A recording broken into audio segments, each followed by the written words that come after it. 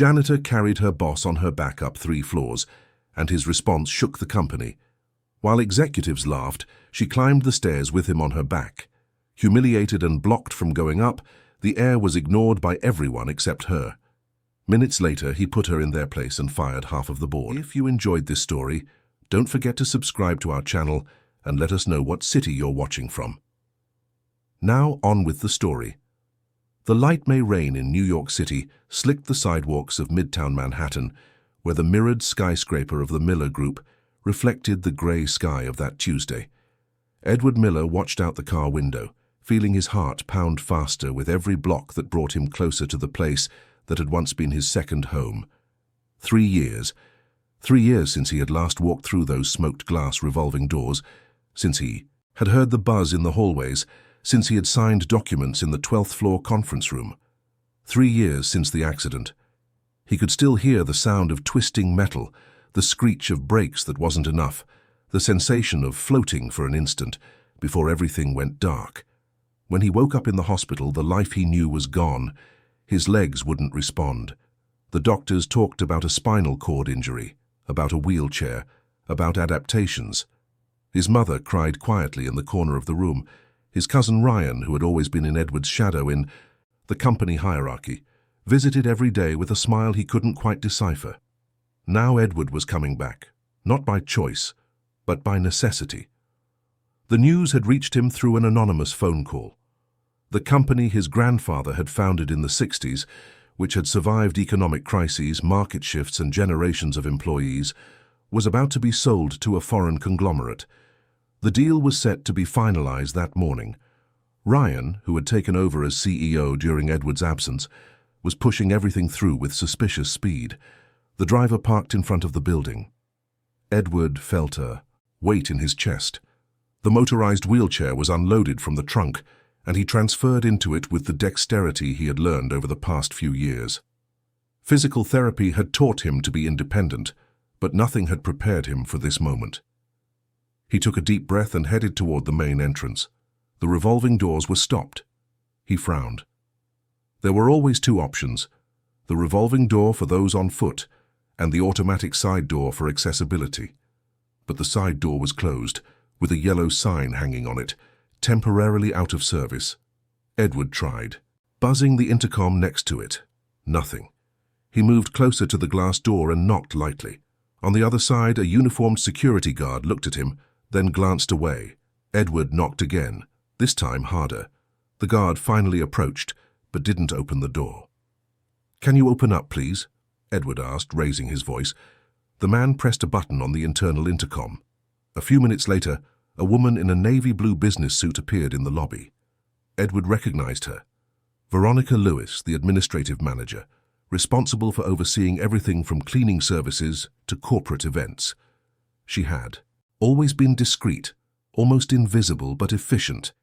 He had never spoken to her much. Veronica came to the door but didn't open it all the way.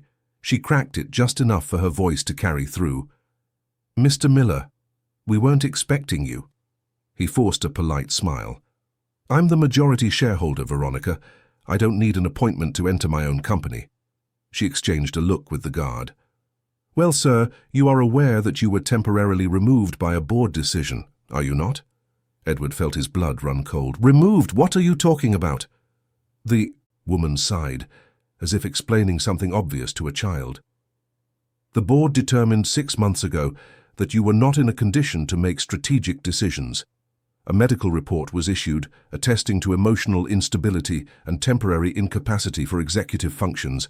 Mr. Ryan has permanently assumed the role of CEO." The words hit him like stones. Edward gripped the arms of his chair. "That's absurd. I never signed anything. I was never notified." "You were notified through official channels. If you didn't receive it, that's a matter to be resolved with your lawyer." Edward tried to stay calm. "There's a meeting happening right now, isn't there? The sale of the company. I have a right to be there. I'm a stockholder." Veronica hesitated. Then she nodded slowly.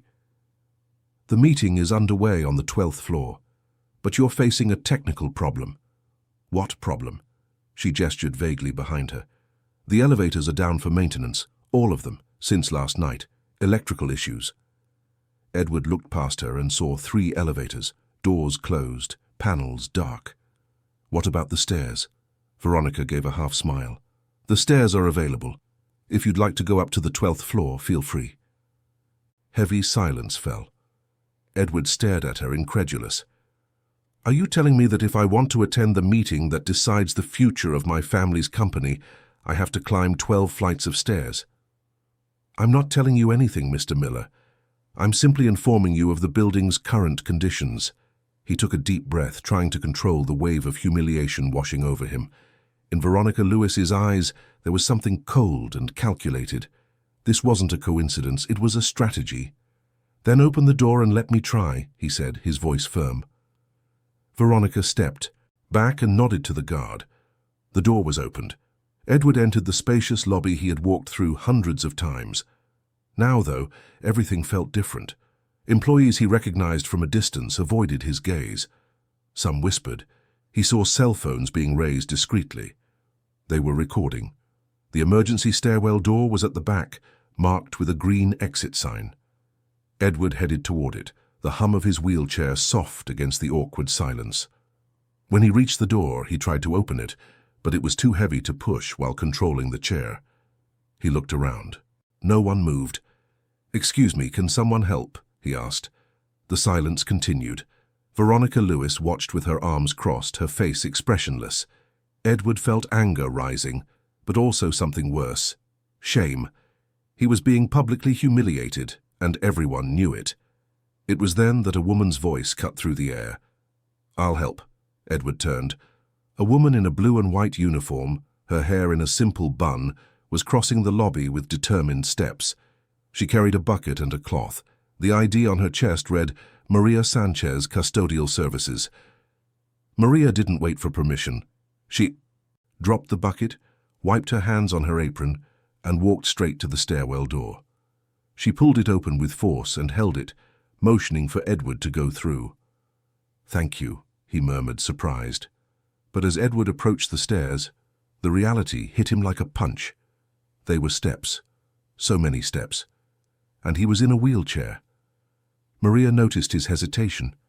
She looked at him, then at the stairs, and then at the group of employees watching with a mix of curiosity and discomfort. "Mr. Miller," she said, her voice low but firm, "do you really want to go up?" He looked into her eyes. There was something there, an intensity he hadn't expected. "I have to," he answered. Maria nodded. "Then hold on tight." Edward didn't understand until she knelt beside the chair and started adjusting the brakes. "Wait, what are you doing?" "I'm taking you up there." "You can't. It's too heavy. It's 12 floors." "Yes, I can. And I will." Before he could protest, Maria had already turned off the motorized chair and begun to tilt it backward, making it easier to balance. She called out to another employee, a middle-aged man who looked hesitant, but finally came over. Together they lifted the chair with Edward onto the first step. Veronica Lewis took a step forward. "Maria, you're violating safety protocol. This could cost you your job." Maria didn't even look at her. "I'm just helping someone get into the building where he has a right to be." "You don't have the authority to decide that, and you don't have the humanity to stop it." The other employee, nervous, let go of the chair. "Sorry, man, but I can't risk it," he said to Edward before backing away. Maria was left alone, holding the chair. Edward looked at her, disbelieving. "You don't have to do this. It could get you in trouble." Maria finally looked at him, and in that gaze Edward saw something that struck him. Pure determination, mixed with an old pain. "I know what it's like to watch someone be stopped from fighting for their own rights. I'm not going to be one more person who pretends not to see." And then she started to climb. Step by step, holding the chair by the back handles, using her entire body weight to balance and push.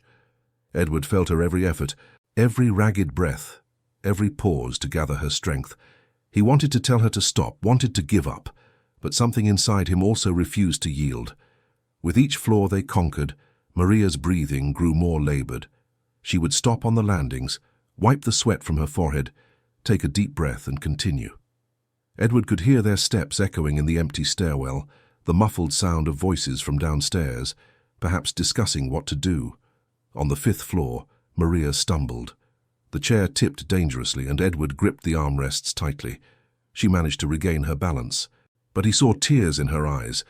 They weren't from physical pain, they were from something deeper. "Are you okay?" he asked, concerned. "I'm fine," she answered, her voice choked. "I just remembered someone." "Who?" "My father." Edward fell silent, giving her space to continue or not. Maria took a deep breath and started climbing again, more slowly now. "He worked here," she said between steps. "In maintenance. For 20 years. Until one day they said he was sick, that he couldn't do the job right anymore. He tried to explain he was just tired, that he was taking care of my sick mother at home and wasn't sleeping well. But they brought in a company psychologist who said he had disorders, that he was unstable. He was let go, lost his salary, and nobody wanted to hire a man with that label." Edward felt a lump in his throat. "I'm so sorry." "Don't be. I just want you to know why I'm doing this. Because I saw my father get humiliated the same way they're doing to you, and I learned that sometimes you have to be the person who wasn't there when you needed them." They continued in silence, climbing. The 10th floor arrived, then the 11th. Maria's legs were visibly shaking. Edward could see the superhuman effort she was making. When they reached the 12th floor, she was pale, breathing heavily, but still standing. Maria pushed the hallway door open with her shoulder. On the other side was the executive floor, with its gleaming marble floors, glass walls, and the conference room at the end. Through the transparent partitions, Edward could see the silhouettes of people sitting around the table. She pushed the chair to the door of the room. Edward placed his hand over hers for a moment. "Thank you," he said, his voice low but sincere. Maria nodded, still trying to catch her breath. "Now go in there and fight." Edward opened the conference room door. Every head turned. Ryan was standing, next to 2 men in impeccable suits who were clearly foreign investors. On the table, papers were spread out and pens were ready for signing. Ryan's expression shifted from surprise to irritation. "Edward, how did you get in here?" "Through the door," Edward replied, wheeling himself in. He looked around the table. He recognized some board members, faces that had worked alongside his, father and grandfather. Now they all looked uncomfortable. "This is a closed meeting," Ryan said, trying to regain control. "You've been officially removed." "I am the largest shareholder in this company," Edward retorted, keeping his voice steady. "And I demand to know why you are selling my family's legacy without even consulting me." One of the board members, Mr. Peterson, a grey-haired lawyer, cleared his throat. "Mr. Miller, we regret how this was handled, but the board made a decision based on medical reports attesting to your inability to perform administrative duties." "What reports?" Edward turned to him.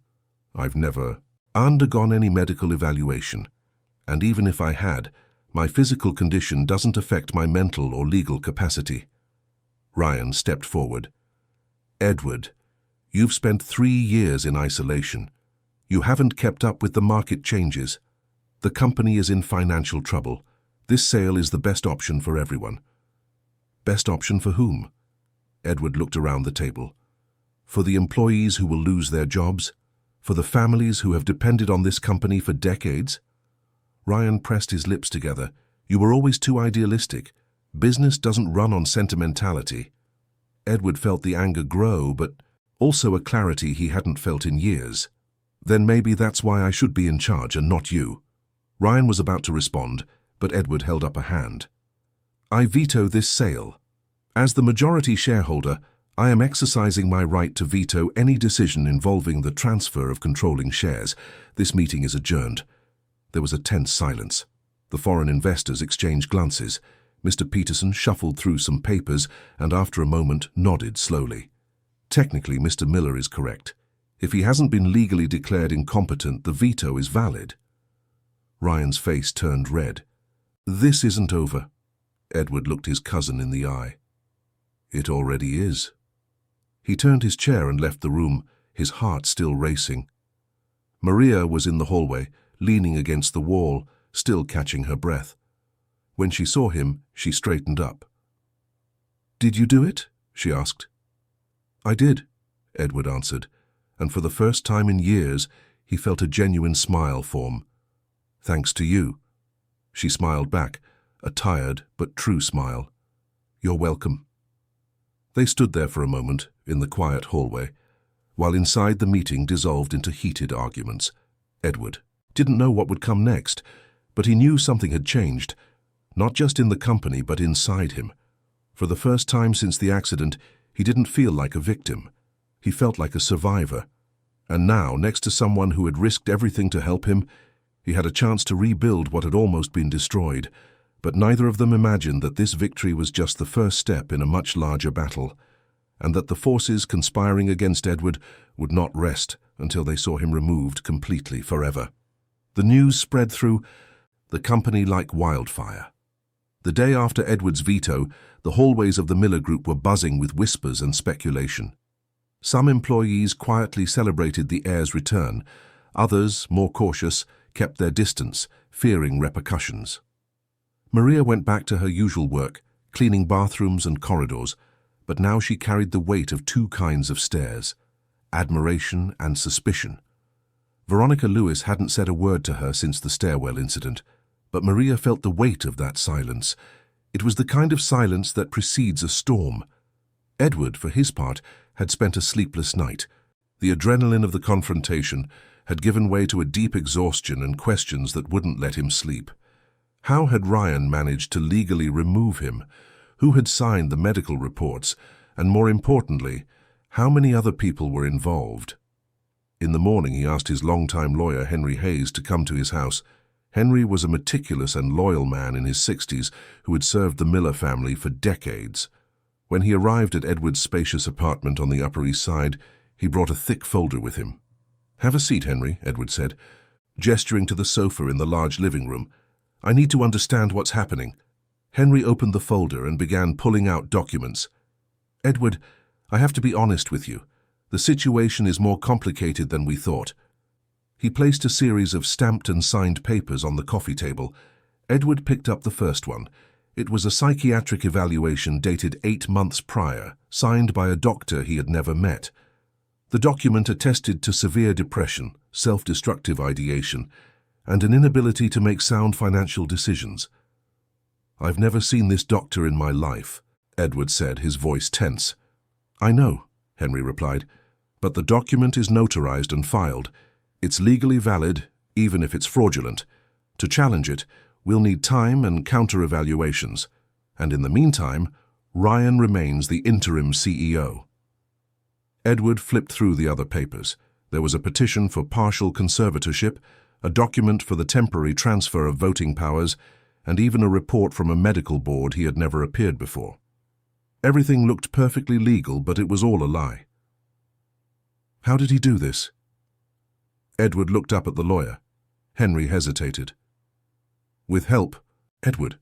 Ryan wouldn't have the resources or the knowledge to orchestrate something like this alone. Someone is guiding him." "Who?" "I don't know yet, but I'll find out." Edward ran a hand through his hair, feeling the weight of the situation. "And the veto? Will it hold?" "For now, yes, but Ryan has already filed an appeal, claiming you don't have the legal capacity to exercise it. We have a hearing in 2 weeks. 2 weeks. Edward knew it wasn't much time. He needed proof, he needed strength, and he needed a plan. "Henry, I want you to investigate. Everyone involved. Ryan, Veronica Lewis, the doctors who signed these reports. I want to know who's behind this, sir." "I'll do it," the lawyer promised. "But you also need to take care of your health.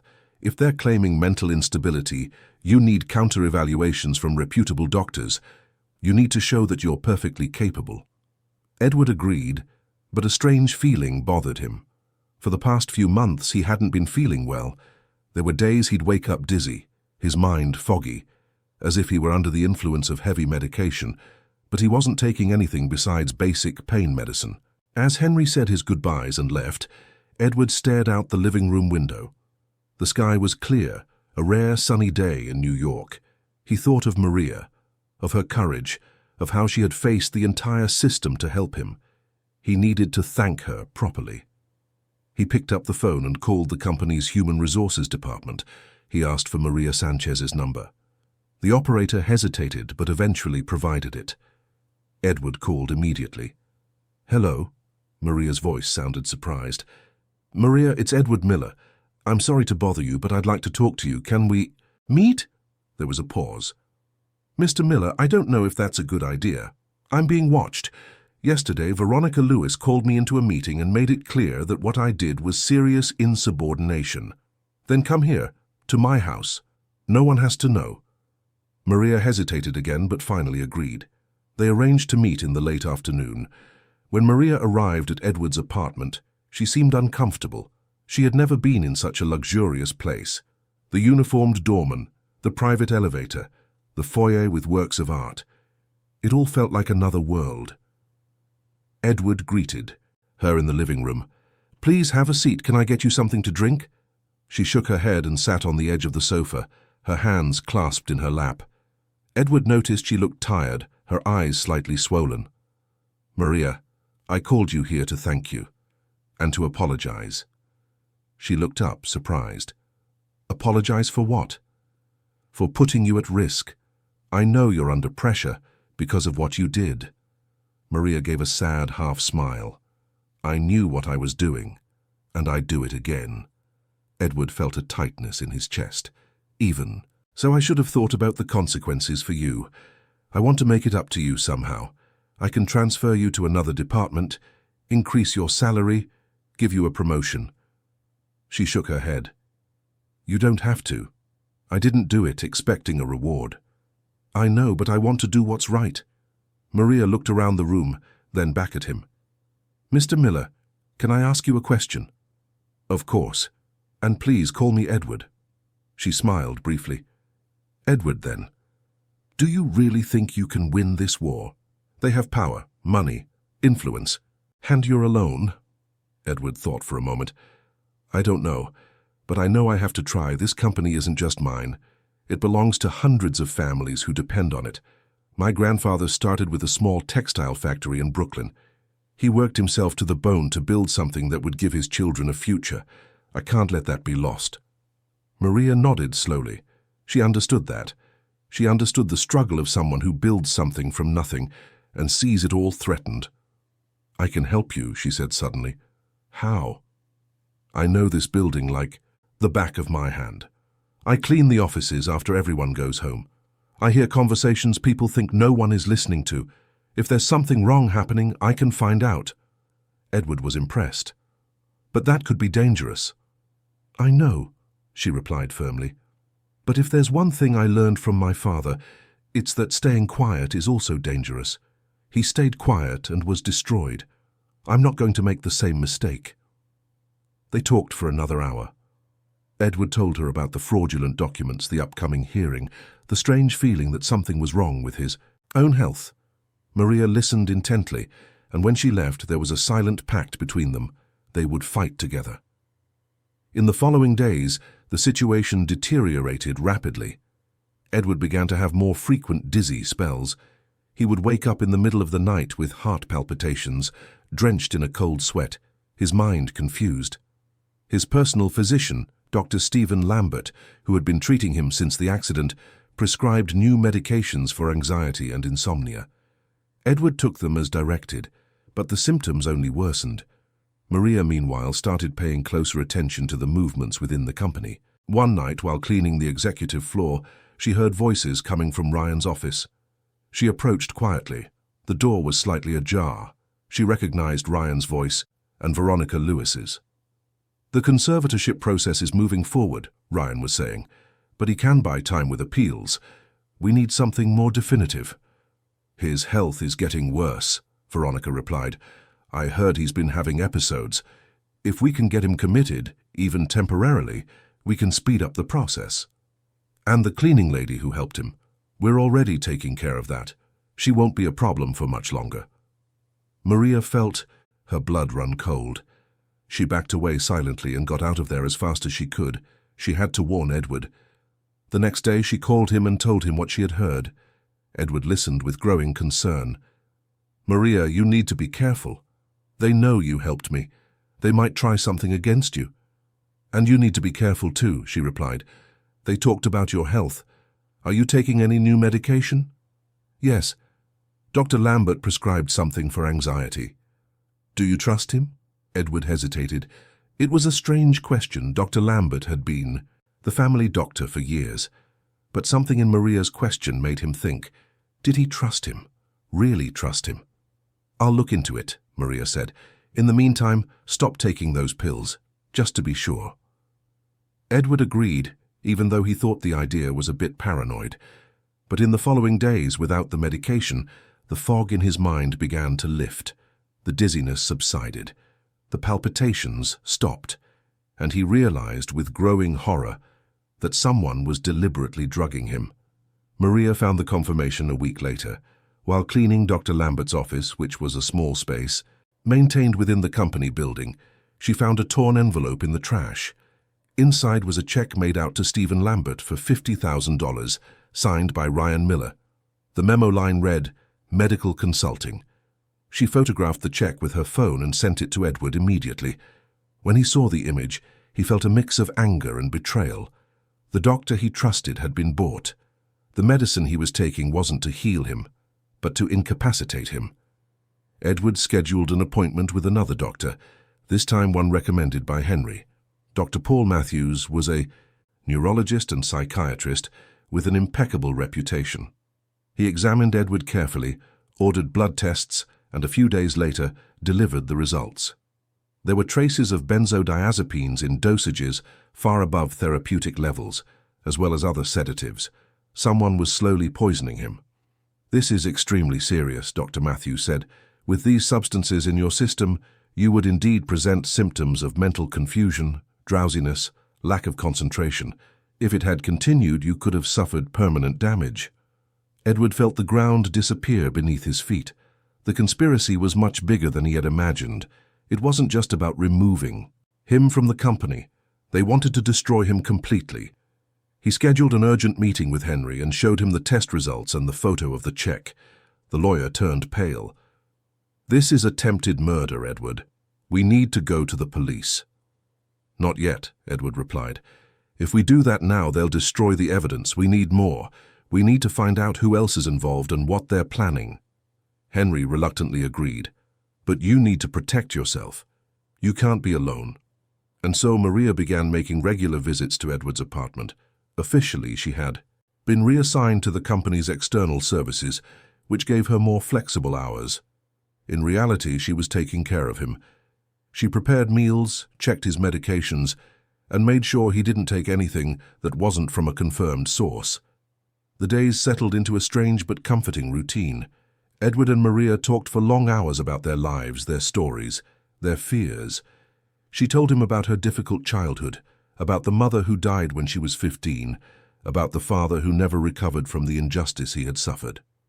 Edward spoke about the pressure of carrying the family, about the accident that changed everything, about the loneliness of the past few years. Something was forming between them, a connection that went beyond gratitude or a strategic alliance. It was mutual respect, it was understanding, it was something neither of them could name yet. One evening, as they had dinner on the apartment's balcony, Maria asked, "Are you afraid of what might happen?" Edward reflected. "I am, but I'm more afraid of doing nothing." She smiled. "Me too." The preliminary hearing was scheduled for the following week. Edward and Henry prepared their entire defense, the tests proving the drugging, the photo of the check, statements from employees confirming the irregularities. But on the eve of the hearing, something happened that would change everything. Maria was returning home late at night after leaving Edward's. Her apartment was in a modest building in Queens with no doorman and bars on the windows. When she opened the door, she had the strange feeling that something was different. The living room light was off, but she was sure she had left it on. She flipped the switch. Everything seemed normal. She went to her bedroom and got ready for bed, but she couldn't shake the feeling that something was wrong. She checked the windows, the back door, the bathroom. Nothing. She finally lay down, but sleep wouldn't come. At 2 a.m, she heard a noise in the living room. She sat up in bed, her heart pounding. Had she forgotten to lock the door? She got up silently and walked to the living room. The front door was locked, but the kitchen window, which led to a fire escape, was slightly open. She always kept it closed. Before she could think, someone grabbed her from behind. A hand covered her, mouth muffling her scream. There were at least 2 people. She tried to fight back, but it was useless. "Quiet," a male voice hissed. "This will be quick." Maria felt something pressed against her arm. A needle, cold liquid entering her veins. Her body grew heavy, her legs gave out. She tried to scream again, but the hand on her mouth was firm. Her consciousness began to slip away. The last thing she saw before passing out was shadows moving through the room, opening drawers, scattering things. Then everything went dark. When she woke up, she was on the living room floor. The sun was already up. Her whole body ached. She tried to get up, but the dizziness was unbearable. She looked around and terror washed over her. On the coffee table, spread out as if they were hers, were small plastic baggies of white powder, various types of pills, and a collection of jewelry she had never seen before. Next to them was an expensive designer handbag, clearly stolen. Someone had set the scene. Someone had planted evidence. Maria barely had time to think before the front door was broken down. 3 police officers burst in with their guns drawn. "Nobody move!" one of them shouted. She raised her hands, still dizzy, trying to understand what was happening. The officers immediately handcuffed her. "Maria Sanchez, you're under arrest for possession of illegal substances and receiving stolen property." "I don't know where this came from," she tried to explain, her voice trembling. "Someone broke into my house and put this stuff here." The officers weren't interested in listening. She was taken to the precinct and booked. The process was fast and mechanical. By the time she was finally able to call Edward, it was noon. "Edward?" Her voice was choked with tears. "They arrested me. They planted drugs in my house. I didn't do anything, I swear." On the other end of the line, Edward felt his blood run cold. "I know you didn't. I'll fix this. Just hang in there." But when he hung up, he didn't know how to fix it. Henry was out of town. The hearing was the next day, and now Maria, the only person who had stood by his side, was in jail. He spent the rest of the day trying to rally help, but ran into closed doors. That night, exhausted and defeated, he fell asleep on the living room sofa. He didn't hear the bedroom window being opened. He didn't feel the figures enter. When he woke up, he was somewhere else. A white, cold place that smelled of disinfectant. He tried to move, but his body wouldn't respond. He could feel everything, he could think, but he couldn't move a muscle. A woman's voice approached. "Welcome to the Hope Wellness Clinic, Mr. Miller. Here, you'll receive the treatment you need." He tried to scream, but no sound came out. He tried to lift an arm to blink his eyes in. Desperation, anything. But he was completely paralyzed, conscious but trapped inside his own body. And then he realized with absolute horror, this was only the beginning of the nightmare. The days at the Hope Wellness Clinic dragged on like years. Edward lost all track of time. There were no windows in his room, only white walls and a fluorescent light that never completely went out. Nurses came and went at regular intervals, always with new injections, new pills dissolved in water that flowed through the feeding tube. He was conscious, painfully conscious. He could hear the conversations around him, feel the hands that moved him to change the sheets, smell every meal he couldn't eat on his own. But he couldn't react. The substance they had injected him with that night held his body in a chemical prison. He was a spectator in his own life. In the first few weeks, he tried desperately to communicate. He focused all his energy on moving a finger, blinking his eyes in code, making any sign that he was in there. But his body wouldn't obey. And gradually, desperation gave way to something worse, doubt. What if they were right? What if he really was unstable? The words spoken by Ryan, by Veronica Lewis, by the doctors he'd never met, began to echo in his mind. Incapable, sick, a danger to himself. How long does someone have to hear something before they start to believe it? One afternoon, or maybe it was night, he no longer knew, a nurse came into the room to check his vital signs. She was different from the others. Older, with grey hair in a tight bun, and eyes that seemed to see more than they should. She checked the heart monitor, adjusted the tube, and then did something unexpected. She leaned close to his ear and whispered, "I know you're in there." Edward felt his heart race. The monitor beside him beeped briefly with the change. The nurse looked at the screen, then back at him. "Your heart rate spiked. You heard me." She moved away and continued the procedure normally, but as she was about to leave, she turned one more time. "I'm going to find out what they're doing to you."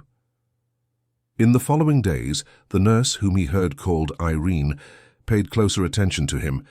She tested small things. She told him to try blinking twice if he could hear her. She asked him to twitch his fingers, tiny movements that the other staff ignored, but that she watched with scientific focus. Until, one quiet pre-dawn morning, it happened.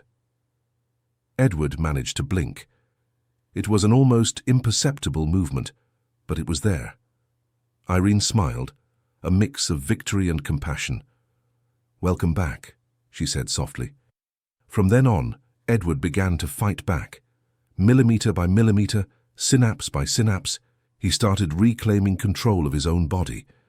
Irene helped him when they were alone, doing passive exercises, talking to him about the outside world. It was she who told him about Maria. "The young woman who was with you before you were admitted, she was arrested. She's facing charges for possession of illegal substances. I heard the doctors talking. They said she was an accomplice in your supposed breakdown." Edward felt rage burn inside him. Maria was innocent, just like him, and they were being systematically destroyed. "I have to help her," he tried to say, but only an unintelligible groan came out. "Not yet," Irene replied. "You need to recover first, and we need proof of what they're doing to you." Proof. It was always about proof. Edward closed his eyes and tried to remember. Before he was brought here, he had hidden something. A small object. Something no one would expect to find. The clock. It wasn't an ordinary clock.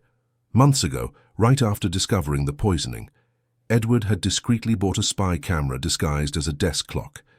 He had placed it on the nightstand next to his bed, always on, programmed to record motion and sound. It was a paranoid precaution, but now it might be his salvation. If the recording was still there, it would contain everything: the break-in, the injection, the planting of evidence. It was the proof they needed. But how to retrieve it? How to communicate this to someone? While Edward fought his own body inside the clinic, Maria faced her own battle behind bars. The county jail where they had put her was overcrowded, noisy and desperate. She shared a cell with 7 other women, some there for real crimes, others possibly as innocent as she was. At first, Maria cried. She cried for the injustice, the helplessness, the certainty that her life was over.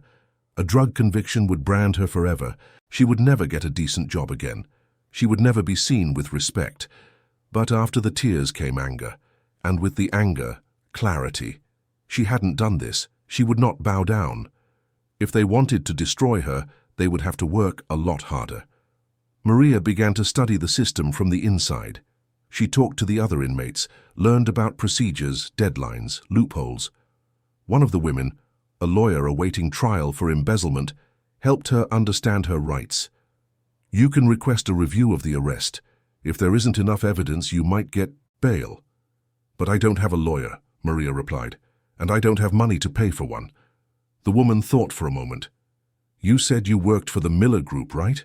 For Edward Miller?" "Yes. I knew his family. Their lawyer is Henry Hayes. Try to contact him." Maria managed to make a call. It took days for Henry to finally answer. When she explained the situation, the lawyer was silent for a long moment. "Maria, I know you're innocent, and I know this is part of the same scheme against Edward, but he's been forcibly committed. I tried to stop it myself, but the paperwork is all in order. Legally, he's under a temporary conservatorship until the hearing." "So what are we going to do?" Her voice was desperate. "I'm going to get you out of there first. Then we'll go after him." Henry worked fast. With the help of a private investigator, he managed to prove that the substances found in Maria's apartment didn't have her fingerprints, that the supposedly stolen jewelry wasn't even listed as stolen in any police report, that the entire arrest was inconsistent. It took 3 weeks, but Maria was released. When she walked out of the jail, thin, pale, but with fire in her eyes, Henry was waiting for her at the gate. "Thank you," she said, her voice choked. "Don't thank me yet. We have work to do." They went straight to Edward's apartment. Maria knew something important was there, but she didn't know exactly what. Henry had obtained a court order to enter, claiming the need to collect his client's personal documents. When they entered, the apartment was ransacked. Drawers were open, papers scattered, books on the floor. Someone had been looking for something. Maria's heart ached to see the place that had become a refuge now destroyed. "What are we looking for?" Henry asked. Maria wasn't sure, but her instincts led her to the bedroom. There was the bed where she had cared for Edward, the nightstand where he used to leave his phone. And there, fallen between the bed and the wall, was a digital desk clock. She picked it up. It looked ordinary, but there was something about it, a feeling. She turned the object in her hands and noticed a tiny hole in the front. A lens. "Henry, look at this." The lawyer came closer. They took the clock to the living room and tried to turn it on. The battery was low, but it still worked. Henry connected the device to the laptop he always carried. It took a few minutes to access the video files. There were dozens of recordings, days of continuous footage. Henry started fast-forwarding through the dates until he reached the night Edward was taken. He clicked on the file. The image was black and white, a bit grainy, but perfectly clear. It showed Edward's bedroom. He was asleep on the living room sofa out of the camera's view, but the bedroom door could be seen opening. 3 figures entered. They wore surgical masks and gloves, but their movements were methodical. One of them approached the bed and started planting objects, pill bottles, compromising documents, cash. Another went to the window and opened it, simulating a break-in. The third stood guard at the door. Then a 4th figure appeared, dragging something. It was Edward. He was conscious, his eyes wide with terror, but completely immobile. The figure placed him on the bed and administered another injection. Edward tried to resist, but his body wouldn't respond. "Is everything ready?" A female voice asked. Maria and Henry looked at each other. They recognized that voice. The smaller figure, who was coordinating the operation, took off her mask for a moment to wipe sweat from her face. The camera perfectly captured her face. Veronica Lewis. "Call the ambulance. Claim he tried to harm himself. The doctors at the clinic are waiting. And the cleaning lady? Already handled. She's in jail. When he wakes up tomorrow, there will be no one left to help him." The figures left the room. Minutes later, sirens wailed outside. Paramedics entered, assessed Edward as if he were a severe psychiatric case, and took him away on a stretcher. Tears were streaming down Maria's face. Henry was pale, but his eyes shone with determination. "This is enough evidence to bring them all down." They copied the file onto 3 different flash drives. One would stay with Henry, one with Maria, and the third would be deposited in a bank's safe deposit box. They couldn't risk losing that proof. "Now we need to get him out of there," Maria said. Henry agreed. "But it won't be easy. The Hope Wellness Clinic is legally protected. He's under a temporary conservatorship. We can't just storm in and take him." "Then we'll use the law," Maria replied. "We'll go to the hearing and show this to the judge." The conservatorship hearing was scheduled for the following week. Henry meticulously prepared the entire defense. In addition to the video, he gathered the tests proving the drugging, statements from employees about the irregularities at the company, and an analysis from a forensic psychiatrist who attested that Edward had never shown symptoms of a severe mental disorder. On the day of the hearing, the courthouse was packed. Ryan was there, accompanied by his lawyers. Veronica Lewis was there too, sitting discreetly in the back rows.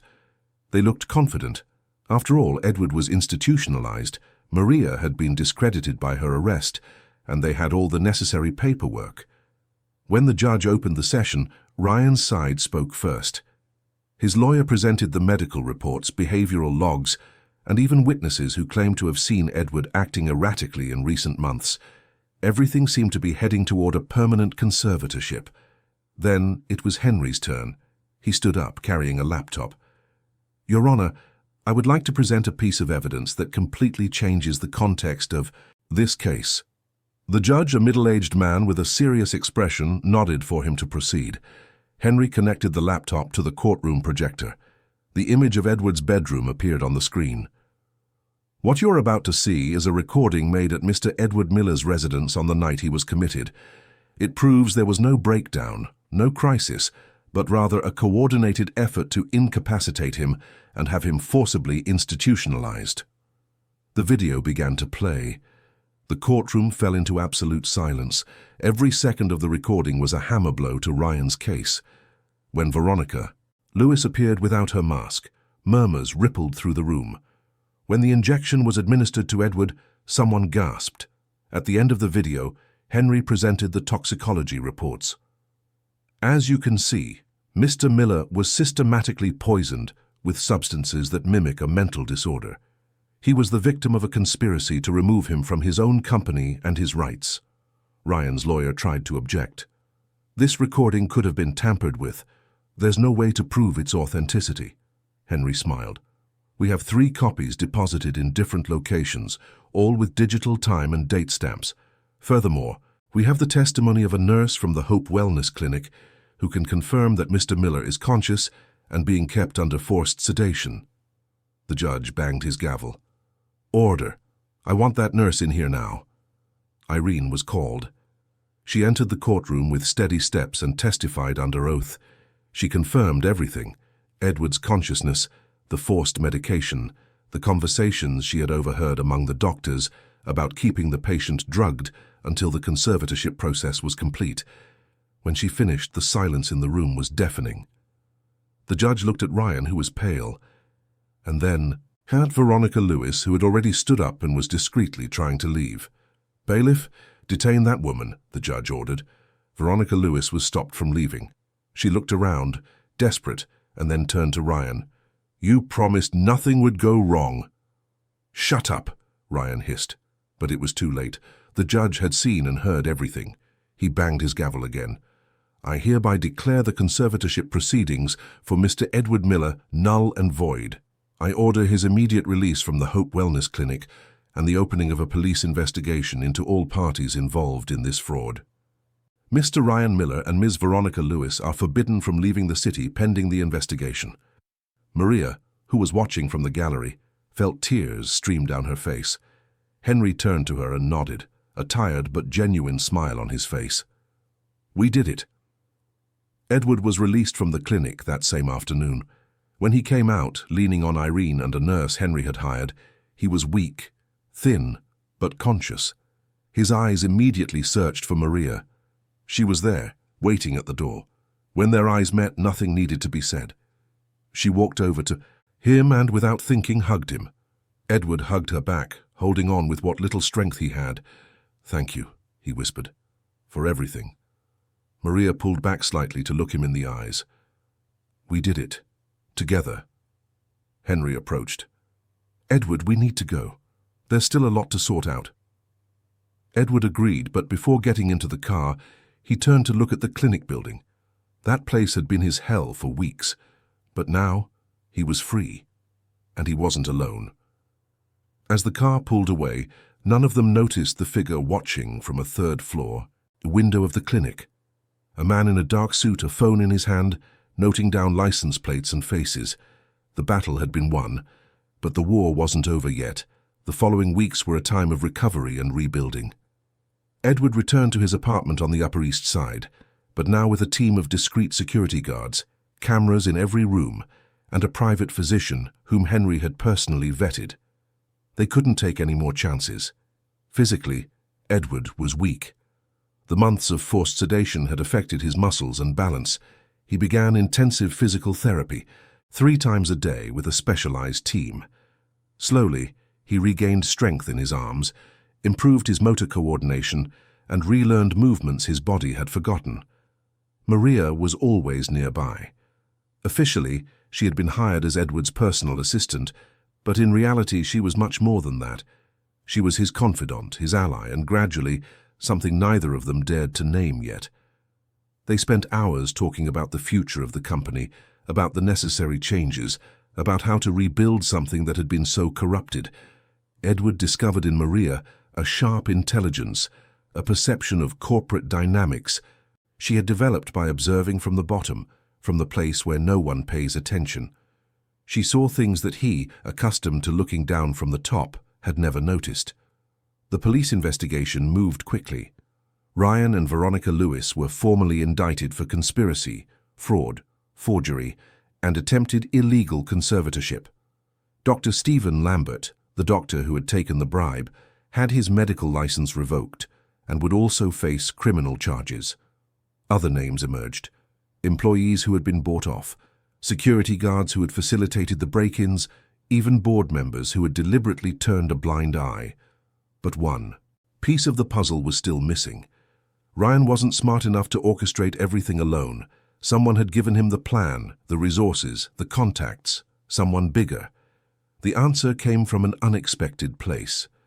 One afternoon, while Edward was reviewing the company's financial documents with Henry, they discovered a series of suspicious transactions. Transfers to shell companies, overinflated contracts, non-existent consulting fees. The trail led to a group of foreign investors who had tried to buy the Miller Group several times over the years. They didn't give up, Henry murmured, analyzing the documents. When they couldn't buy it legally, they decided to destabilize it from within. It was a dirty but effective strategy. They funded Ryan, placed people on the board, and created the chaos needed to devalue the company and make it vulnerable to a hostile takeover. If they had succeeded in having Edward permanently committed, they would have had a clear path. But now the plan was exposed. Henry took all the documentation to the FBI and the district attorney's office. A large-scale operation was launched, involving not only Edward's case but a whole network of corporate fraud that extended to other companies. While the justice system did its work, Edward needed to rebuild the company. The first thing he did, as soon as he was officially reinstated as CEO, was to call an extraordinary General Assembly. The auditorium at the Miller Group headquarters was packed. Employees from all hierarchical levels had been invited. For the first time in decades, there would be no distinction between the executive suite and the factory floor. Everyone would be there, together, to hear what the heir had to say. Edward entered the auditorium in his wheelchair, now a modern motorized model. Beside him walked Maria, dressed in a discreet but elegant business suit. Her presence by his side did not go unnoticed. There were murmurs. He went up to the podium, adjusted the microphone, and looked out at the crowd of faces. Some curious, some hopeful, many still skeptical. He took a deep breath and began. "Good afternoon, everyone. My name is Edward Miller, and as many of you know, I'm the grandson of this company's founder. I've been away for a long time. Some of you might remember me from before the accident. Others only know me from the rumors of the past few months." He paused, choosing his words carefully. "I could stand here and tell you everything that happened. I could talk about betrayal, about greed, about how people close to me tried to destroy me for profit. But that's not the story that matters." Many leaned forward, attentive. "The story that matters is this. I learned, the hardest way possible, that power without empathy is empty, that leadership without listening is tyranny, that a company isn't just numbers on a balance sheet, but people, stories, intertwined lives." Edward glanced at Maria, who was in the front row. She gave him a small, encouraging smile. "I also learned that the most valuable people in an organization aren't always the ones with the highest titles. They are the ones who do the essential, invisible work that keeps everything running. They are the ones who clean the hallways, who answer the phones, who carry the weight on their backs when no one is looking." A deep silence fell over the auditorium. "It was one of those people who saved me. When I was being humiliated, when everyone else turned away, she was the one who crossed the lobby and offered to help me. Not because she had anything to gain, but because she understood what was right." He gestured toward Maria. "Her name is Maria Sanchez. She worked here for years as a member of the custodial staff, and starting today, she will be a member of the board of directors and head of the new division of Ombudsman and Employee Relations." The auditorium erupted in mixed reactions. Applause came from some sections, mainly from the rank-and-file employees.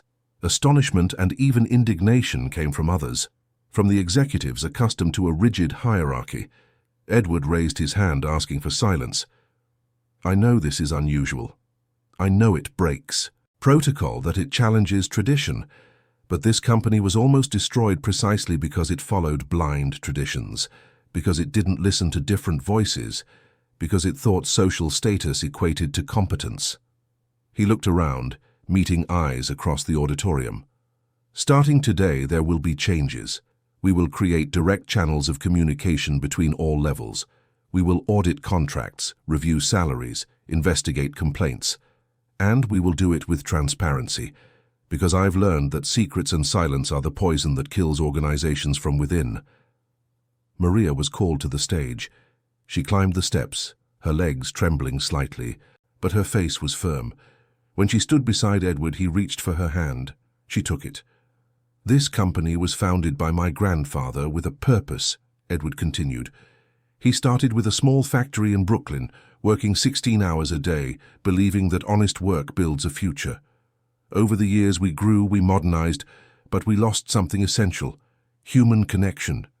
Today, we begin to get it back." The speech lasted another 20 minutes.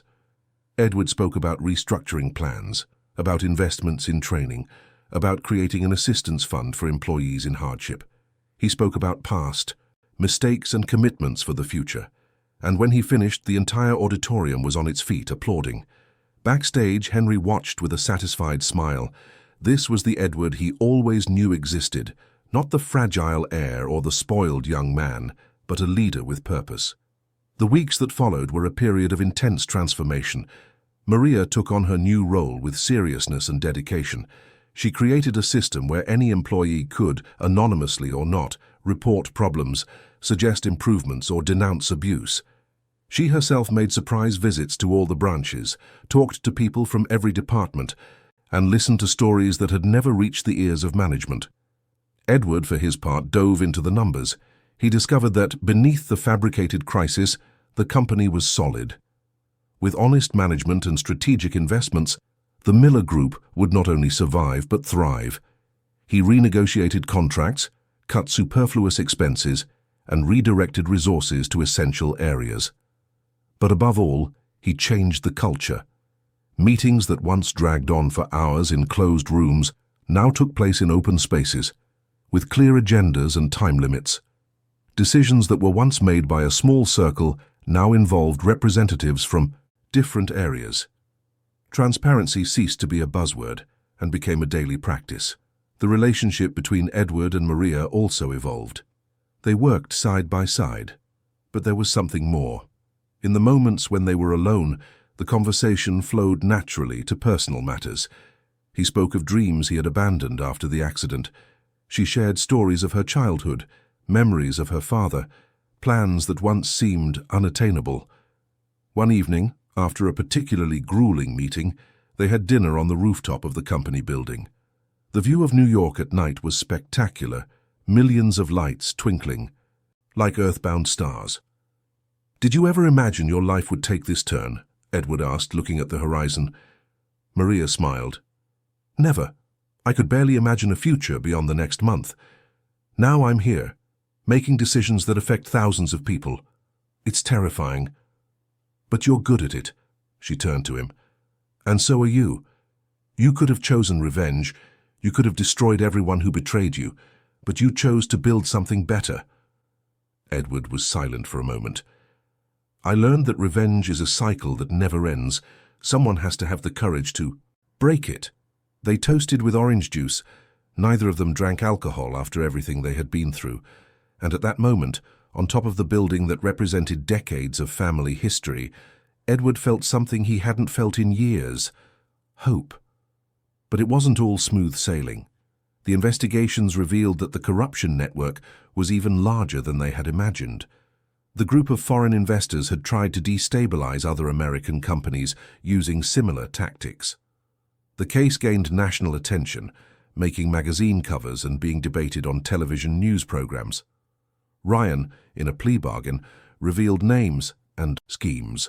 Veronica Lewis, on the other hand, tried to negotiate until the end, but the evidence against her was irrefutable.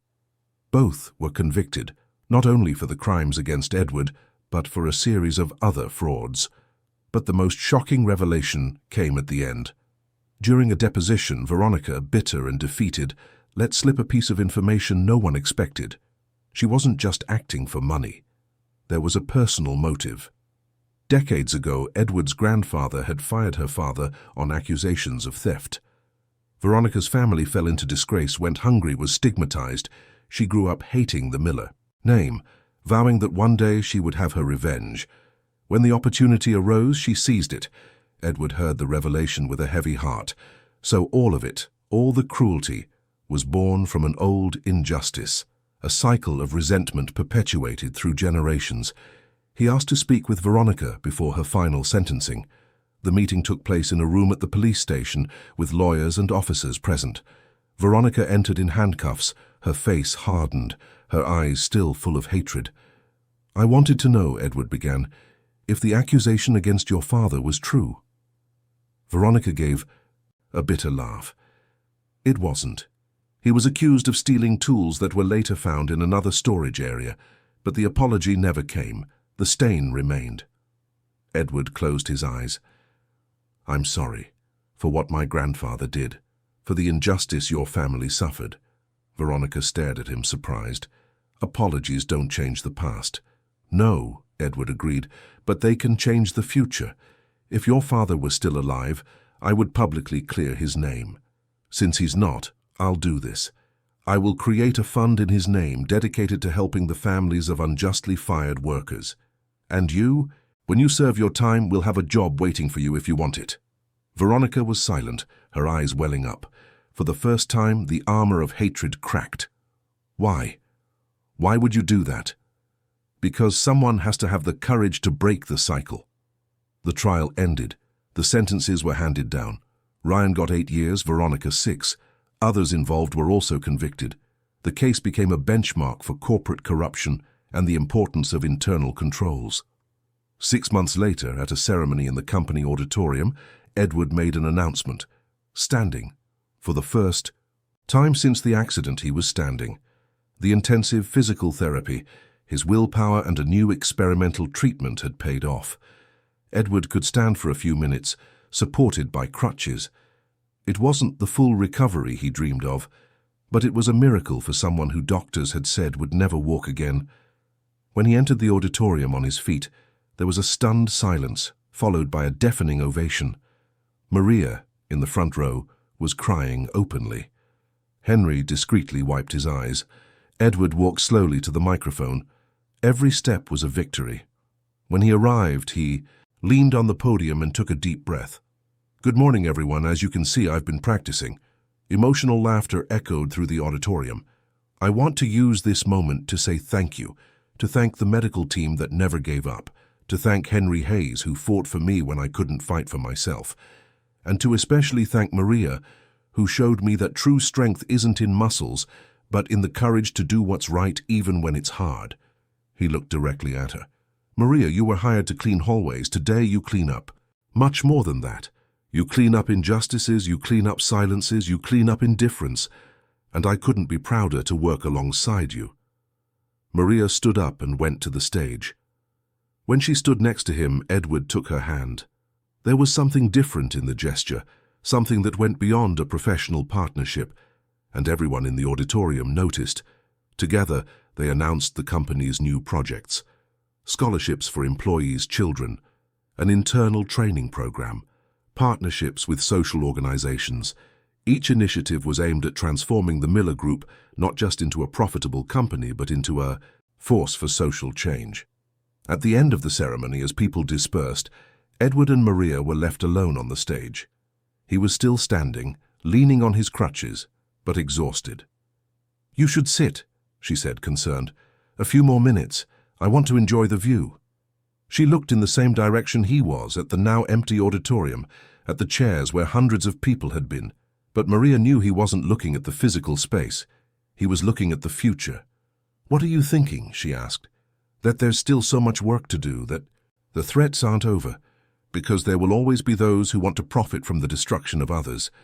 But I'm also thinking that I'm not alone, and that makes all the difference." Maria smiled. "No. You're not alone." They stood there for a few more minutes. Two survivors of a war no one should have to fight, but which had made them stronger, wiser, more human.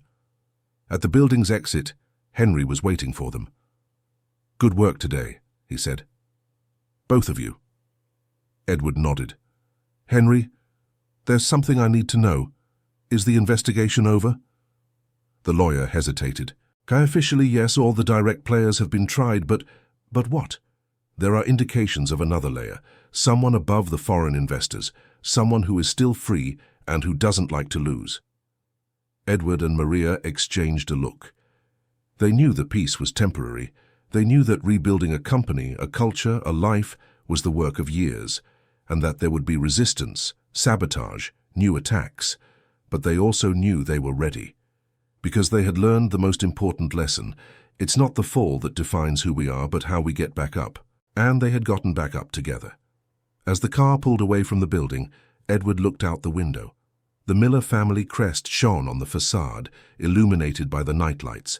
His grandfather had built that empire with hard work and sacrifice. His father had maintained it with dedication. Now it was his turn to transform it into something greater, a legacy not just of wealth, but of justice. Beside him, Maria looked in the same direction. She was no longer the invisible cleaning lady. She was a leader, a voice, a force, but above all she was someone who had proven that courage doesn't have a last name, a title, or an address. Courage is a choice, and she had chosen well. The car continued down the avenue, leaving the building behind, but the story didn't end there. It never does.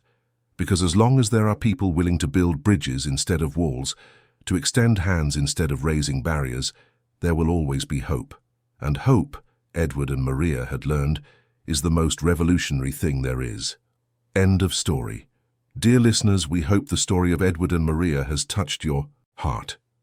If you were moved by this journey of courage, resilience, and transformation, please leave a like, subscribe to the channel, and tell us in the comments what part of the story resonated with you the most. Every day, we bring you intense stories like this one, which reveal the deepest side of the human soul and remind us that even in the most difficult times, kindness and justice can prevail. We'll see you in the next episode, with more narratives that will make you think, feel, and believe in the power of change. Until next time.